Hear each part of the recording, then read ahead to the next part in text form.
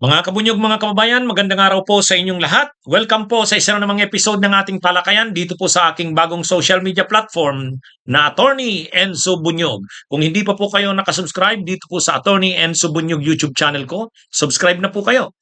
Napapanood rin po tayo sa isa ko pang social media platform, ang Informador Facebook page. Kung hindi pa po kayo nakafollow, follow na po kayo. At lagi na po ninyong regular na susubaybayan ang mga talakayan ko po dito sa mga social media platforms ko na ito. Dito po mahaba-haba ang talakayan natin. Kaya yung mga nagsasabing, attorney, patapos ka na, kapapasok ko pa lang patapos na yung talakayan mo. Dito po hindi, kasi mahaba-haba dito. Tsaka ilang topics din ang dinidiscuss ko dito. Tulad ngayon, 3 po ang topics na i-discuss ko. Kaya pusin niyo po ito mga kabunyog mula sa simula hanggang sa matapos. Okay, simulan na natin. Ito.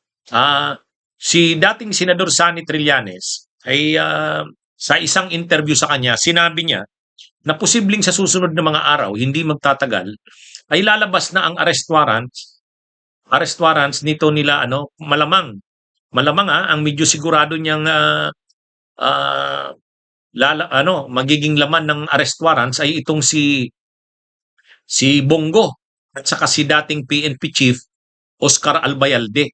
Ito yung dalawang pinangalanan ni dating Senador Sonny Trillanes. Sabi niya may iba pa diyan na posible pero mas mauuna muna ito. Hindi naman sabay-sabay nalalabas ang mga arrest warrants na yan. Tulad ng una munang lumabas yung kay Duterte. Sumunod na lumabas yung kay Bato. Dito sa susunod niya, posibleng si Bongo rin at saka si Albayalde. Posible pa yung sa iba sa susunod, pero medyo mahuhuli-huli yon. Kasi kapag ready na niya yung mga ebidensya, mga testigo laban sa isang co-perpetrator, saka na naglalabas ng arrest warrant. At dito kay Bato, ay kay Bongo, ready na yan. Ayon kay dating Senador Sonny Trillanes. Kasi nandun na yung mga testigo, nandun na yung mga ebidensya. Ang mga testigo kasi kay Bato, ay kay Bongo.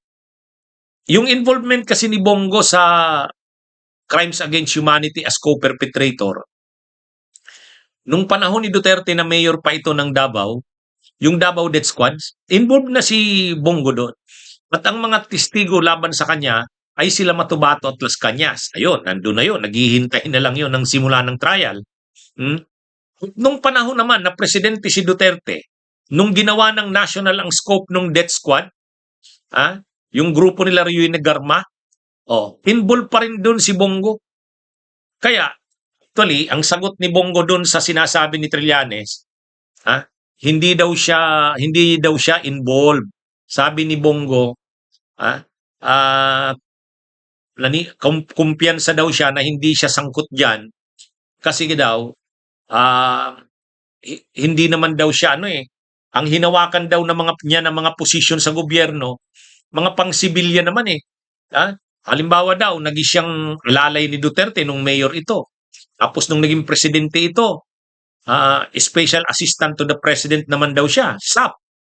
Nagi din daw siyang presidential management staff, pero hindi daw siya naging part ng PNP or ng anumang struktura na may kaugnayan sa war on drugs. Kaya hindi daw yan wala daw matibay na ebidensya sa kanya kasi hindi naman daw talaga siya sangkot yan.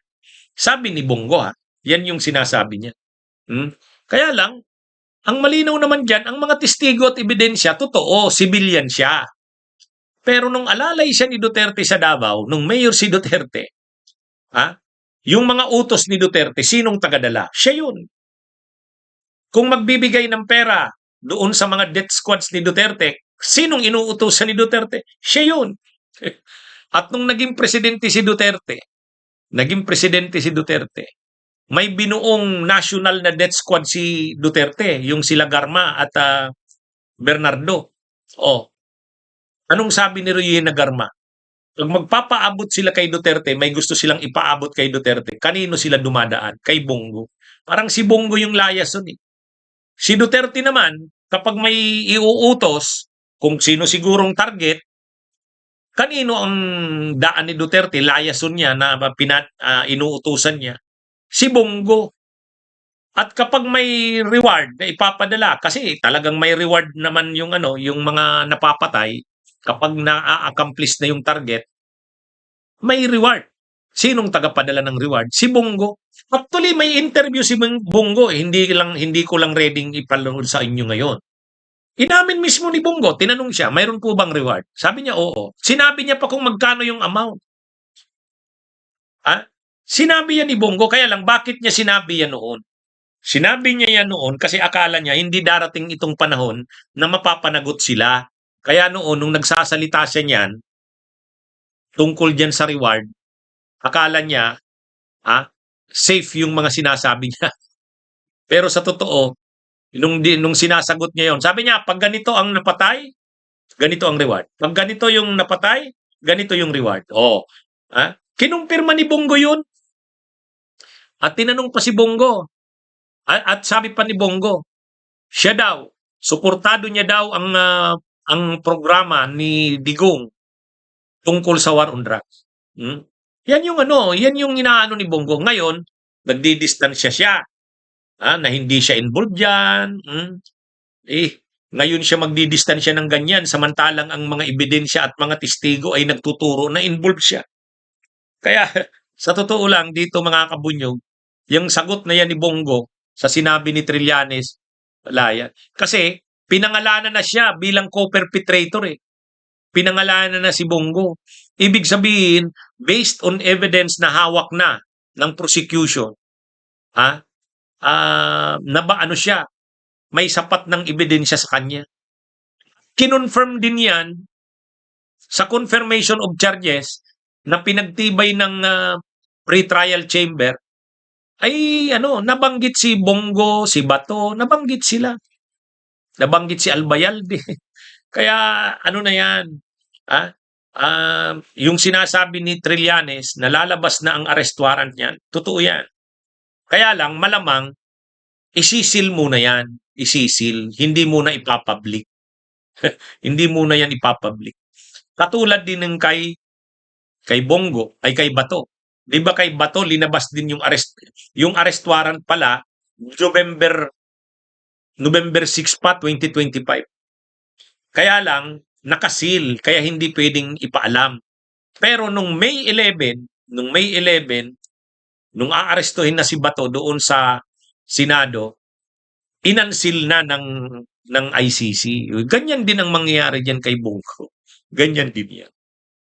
Ay si Trillanes pa naman, pag nagsasalita tungkol sa ICC, hindi siya pumapaltos. Kasi talagang alam niya yung mayroon siyang insiders sa ICC. Kaya yung sinasabi ni Trillanes, sa tingin niya, lalabas na ang arrest warrant ni Bongo at saka ni Albayalde, baka nga lumabas na eh. Baka nga lumabas na. Anyway, abangan natin. Itong si Ombudsman Buying, ang obserbasyon ni Ombudsman Buying, sa tingin niya daw, hindi daw sinusunod o hindi pinapatupad ni Cayetano, itong Senate President Cayetano, hindi daw nito pinapatupad yung kanyang order. Kasi may order yung ombudsman ng preventive suspension for 6 months kay Mau Aplasca, yung Sergeant at Arms, itong si Mau Aplasca. May kapangyarihan kasi ng ganun ang ombudsman. May kapangyarihan yan. Kasi patuloy pa rin ang investigasyon ng iba't ibang ahensya ng gobyerno tungkol sa nangyari sa Senado. Ngayon, para hindi maimpluwensyahan ni Mau Aplasca yung mga ebidensya, hindi madoktor, preventively sinuspend si Aplasca for 6 months. Preventive suspension, hindi pa naman yun penalty. Pero dapat hindi na nagre-report si Mau Aplasca sa Senado. Dapat hindi na siya nagtatrabaho doon. Dapat hindi na siya nagpapa-interview bilang usaa. Nung pumunta daw doon si Ombudsman Buying, sabi niya, ang porma ni Aplasca doon, parang siya pa rin ang usaa eh. Parang sinisirkumbintan, iniikutan nila Cayetano yung suspension. Kunwari lang sinusunod pero ang totoo hindi. Bakit daw nandun pa rin si Aplasca halos araw-araw? Bakit ang asta ni Aplasca ay parang usaa pa rin siya? Bakit nagpapa-interview pa siya? Yan yung sabi ni Ombudsman Buying. Kaya naniniwala daw siya Luna daw siya dito kila Cayetano, hindi sinunod ang kanyang preventive suspension kay Aplasca. Iniikutan, parang sinicircumvent. O ngayon, matindi yung sabi ni Ombudsman Buyi. Kung gusto nyo anya, sabi, nakadirect yung komentaryo niya kila Cayetano. Kung gusto nyo anya na may sweldo siya, sweldohan nyo siya galing sa sarili nyong pera. Huwag nyong kukunin sa gobyerno. Kasi illegal yun, kasi preventively suspended siya. Ngayon, kung gusto nyo siyang i-hire pa rin, private capacity nyo, disweldohan nyo siya galing sa pera nyo. Oh, yun yung yan yung matinding banat ni Ombudsman Buyi. Kung gusto niyo siyang kunin na o di gawin niyo private capacity. At ang sweldo kunin niyo sa bulsa niyo. Sabi ni Ombudsman Buying. O right niyo 'yan. Parang gawin mo kung anong trabaho. Pero wag mong i-charge sa gobyerno ang sweldo niya. Kasi hindi siya pwedeng magsweldo kasi suspendido siya. Pero kung gusto daw niya nila Cayetano na nandyan pa rin si Aplasca, ibang trabaho, bigyan nila ng trabaho, private. At ang magsisweldo ay sila na. O, tama naman si Ombudsman Buying. Pero, yung hindi daw sinunod yung kanyang preventive suspension at parang gumagawa ng paraan sila Cayetano paano i-circumvent o ikutan yung kanyang order, ay pinagpagpapaliwanagin niya daw si Cayetano niya. Bakit hindi nyo sinusunod? Ha? Hindi naman pwedeng parang yung ombudsman ay ginagawang laro-laruan lang. Kaya matindi yung banat ni Ombudsman Boy. Sabi niya, kung paborito niyo yan si Aplasca, o gusto niyo nagtatrabaho pa rin yan sa inyo, di gawin niyo, pero ang trabaho niya pang private na lang at ang sweldo niyan galing sa bulsa niyo. Ha? Yun. Yun ang matinding banat ni Ombudsman Boying. Which is tama lang naman. Tama lang. Kasi, anong silbi ng suspension ng ombudsman kung hindi pinapatupad? Ha? Parang nagiging katawa-tawa ang ombudsman kapag ganyan. Kaya sabi ni Ombudsman Boying, sundin nyo ang order ko. Pag hindi nyo sinunod yung order ko, magpapaliwanag kayo. Ngayon, kung ayaw nyong sundin, gusto nyo, nandyan pa rin si Aplasca kasi tao nyo siya, o diswilduhan nyo galing sa nasa bulsa nyo. Matindi, mga kabunyog, mga kababayan, sabi ni PBBM, nung tinanong siya kung ano bang niya, nagsisisi ba siya, may regret ba siya na naging katandim niya si Sara. In fairness kay PBBM, honest naman siya na alangan namang sabihin niyang may regret siya. Siyempre, sabi niya, wala siyang regret. Na, okay naman na naging silang magtandem. Kasi nga naman, totoo naman yun. Nakatulong yung tandem nila na manalo siya bilang president at manalo rin si Sara bilang vice president. Kung hindi sila nagtandem, hindi sila mananalo. Totoo naman yun eh. Totoo naman yun. Na siyempre yung pwersa ng Duterte at pwersa ng Marcos, kung halimbawa tumakbo si Marcos, si Bongbong na presidente, tapos tumakbo rin si Sara na presidente o kaya si Bongo, ibig sabihin nahati yung Marcos at Duterte, nanalo si Lenin nun. Totoo yun. Malaki ang tsansang ganun ang mangyari. Kaya nga, dahil nag-isang pwersa sila, di syempre yung mga boto ng Northern Luzon, yung boto ng bahagi ng Luzon, nakuha ng Marcos. Yung boto naman ng Mindanao at bahagi ng Visayas, yung Visayas speaking Visayan speaking na Cebuano na speaking na mga Bisaya sa Bisaya. Nakuha yun ni Sara. Nadala yung boto na yun para kay PBBM. Kaya totoo naman, honest din naman itong si PBBM sa pagsabing hindi siya mag-regret kasi yun, totoo naman na nanalo sila dahil nag-isang pwersa sila. Kaya bakit niya naman pagsisisihan yun? Iba siguro ang kinalabasan ng eleksyon kung hindi sila nag-isang pwersa.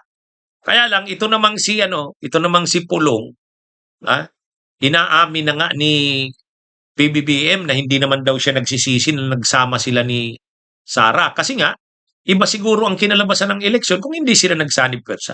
Kaya lang ito naman si Pulong, binibira pa rin si PBBM. Sabi niya, ay talaga namang ano eh, talaga namang hindi ka dapat magsisi. Ha? Sabi niya, talagang hindi ka dapat magsisi kasi kung wala si Sara Duterte, kung hindi daw sa mga Duterte, hindi daw mananalo si PBBM. Nag-react naman diyan si Yussi Castro. Ang sabi ni Yussi Castro, mali namang sabihin na si Sara ang nagpanalo kay PBBM. Sabi naman ni Yussi Castro, ang nagpanalo diyan yung unity team. Anyway, pare-pareho naman ang ano nila eh. Wala namang, actually, wala naman dapat banggaan doon o conflicting na statement sila eh. Ang sinasabi ni PBBM, wala siyang regret na nakatandem niya si Sara kasi kung hindi niya nakatandem si Sara, iba siguro ang kinalabasan ng eleksyon, di ba? Ang sabi naman ni Pulong, oo, tama, hindi ka dapat mag-regret kasi hindi ka sana mananalo kung hindi dahil sa Duterte. Totoo din 'yon. Pareho din naman 'yan ng sinabi ni PBBM, di ba? Na ang sabi ni PBBM, hindi siya nag-regret kasi kung hindi sila nagsanib pwersa, iba siguro ang kinalabasan. O di pareho din 'yun ng point ni Pulong. So bakit kailangan pang bastusin ni Pulong? Hindi naman si PBBM naman inamin niya rin naman na wala siyang regret. Ito naman si Yussi Castro, ang sabi naman ni Yussi Claire Castro, hindi naman dahil sa Duterte, sabi niya dahil sa unity. Nagsanib pwersa sila. Oh, kaya yung efforts na yun na manalo sila dahil sa pagsasanib nila, hindi dahil sa Duterte. Anyway, ano yan? Ang malinaw dyan, nakatulong na manalo talaga sila, yung Marcos at Duterte, kasi kung hindi sila nagsanib pwersa, malamang nanalo si Leni. Iba talaga din sana yung kalalabasan. Pero, ang tanong, bakit kasi naghiwalay sila? Ay naghiwalay sila dahil itong sila Sara naman ano eh. Sila Sara, ang gusto kasi nila Sara Duterte kahit hindi na sila ang administrasyon, vice president na nga lang siya eh. Ha? Ang gusto niya yata kung sa pie, kung sa cake, parang sa cake ano, kung sa pundo ng bayan ang gusto niya, ang share niya pareho pa rin kila PBBM. Ay siyempre hindi naman na. Kasi Marcos administration na to, hindi na Duterte administration. Parang ah parang panahon ni Ramos, Ramos yung pinakamalaking share sa pie. Siyempre, mabibigyan din yung iba, pero sa kanya yung malaki. Ganon din ng panahon ng Estrada. Ganon din ng panahon ni Arroyo. O, panahon ni Arroyo, pinakamalaking pie sa kanya. Mayroon ba ang bilyar? Yes. Mayroon ba ang Estrada? O, kalaban niya yan sa, mayroon ba ang Binay? Yes. O, pero, ang malaking pie, kay Gloria, kila Arroyo. Ganon din nung panahon ni Duterte. Malaking pay naman sa kanila. Pero mayroon din sila Arroyo, mayroon din sila Villar. Kaya nga yumaman din ng todo sila Villar noon nung panahon ni Duterte kasi pinabilo din sila. Ganon din ang Arroyo. Ngayon, Marcos naman, ay di siyempre, sa mga kung sapay, malaki sa Marcos. Kaya ang gusto yata ng Duterte, malaki pa rin yung sa kanila, parang ipapareho lang sa Marcos. Kasi siguro ini-insist nila na kung hindi dahil sa kanila, hindi mananalo ang Marcos. Ay doon naman yung medyo, syempre hindi naman papayag na doon ang administrasyon. Kaya nga, nagsisimula pa lang yung administrasyon nun, unity, kaagad-agad si Sara Duterte humingi na ng pondo. Tapos nung 2023, hindi pa sila magkaaway nun ha. Ang binigay kay Sara, ang hiningi siguro ni Sara, napakalaki. Kasi ang budget ng OBP nun, 2.3 billion. 2.3 billion nung 2023, hindi pa sila magkaaway nun.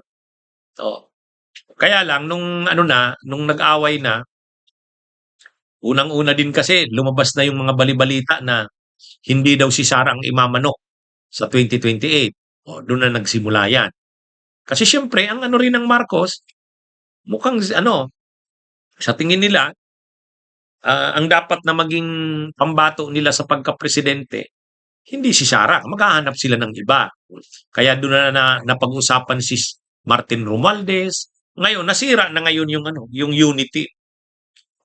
Nung unity, hanggang sa humantong na sa, binibira na nila Sara Duterte, ng mga Duterte, ang administrasyon, lalong lumalim ang laman. Pero yun naman, ang tanong kay PBBM, nagsisi ba siya? Sabi niya, siyempre hindi. Kasi ano yan nanalo sila bilang unity. So, hindi sila nagsisi doon. Kaya lang si Pulong naman, ha, sila Pulong Duterte, gusto niyang i-insist na kung hindi daw dahil sa kanila, hindi daw mananalo si PBBM. Doon naman nag-react si UC Claire Castro. Hindi naman yun dahil sa Duterte, kundi sa effort nila yon as unity. Anyway, ano na yan, ang importante dyan, God works in mysterious ways. Ha? Nag-away sila, mas napaganda ang takbo ng bansa. Bakit? Ayun, nadala si Duterte sa ICC. Kung hindi sila nag-away ang unity team, kung hindi nahati yan, hindi madadala si Duterte sa ICC. Hindi itong si Bato, hindi yan magtatago ngayon. Kasi kakampi nila ang administrasyon. Kaya may maganda ring dinulot yan. May maganda ring dinulot yan. Okay, mga kabunyog, mga kababayan, magandang araw sa inyo lahat.